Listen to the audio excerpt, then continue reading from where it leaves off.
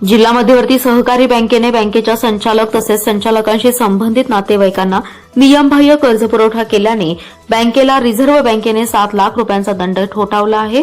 जिल्हा बँकेच्या इतिहासात अशा प्रकारची पहिलीच कारवाई झाली आहे। या कारवाईमुळे बँकिंग क्षेत्रात खळबळ उडाली आहे। दरम्यान ही कारवाई रद्द करण्यासाठी जिल्हा बँकेच्या वतीने रिझर्व्ह बँकेला विनंती करण्यात येणार असल्याचे बँकेचे अध्यक्ष मानसिंगराव नाईक यांनी सांगितले।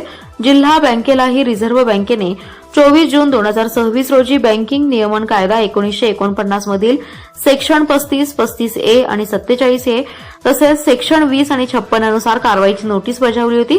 यात काही संचालकांच्या खासगी संस्था तसेच संचालकांशी संबंधित त्यांच्या नातेवाईकांच्या संस्थांना बँकेने नियमबाह्य कर्जपुरवठा केल्याचे तसेच बँकेच्या खातेदारांची केवायसी पूर्ण न करता त्यांच्या खात्यावर व्यवहार झाल्याचं नोटीसीत म्हटलं होतं।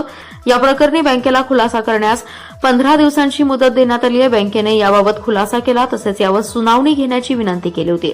त्यानुसार रिझर्व्ह बँकेने ऑनलाईन सुनावणी घेतली।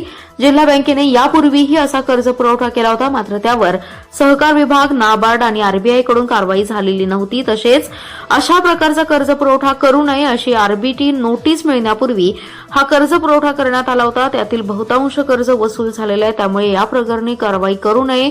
तसेच केवायसी बाबत बँकेत कडक धोरण अवलंबले असून सुमारे 6 लाख ग्राहकांची खाती गोठवली होती। अन्य बँकांच्या तुलनेत सांगली जिल्हा बँकेचे केवायसीचे अधिक झालं असल्याचा खुलासा बँकेने केलाय।